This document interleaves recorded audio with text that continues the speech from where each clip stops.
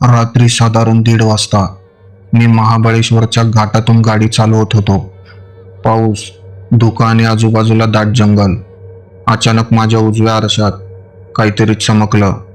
मी नीट पाहिलं आणि अंगावर काटा आला. झाडावर एक लहान मुलगा उलटा लटकलेला. तो काही क्षण हालत राहिला आणि अचानक गायब झाला. मी गाडीतल्या मित्राला विचारलं, तुला दिसलं का हे? तो निर्विकारपणे म्हणाला, इथं सगळं दिसतं पण समजत काहीच नाही. माझं हृदय जोरात धडधडू लागलं. पुढे GPS चा आवाज आला, तू तुझ्या गंतव्यस्थानावर पोचला आहेस.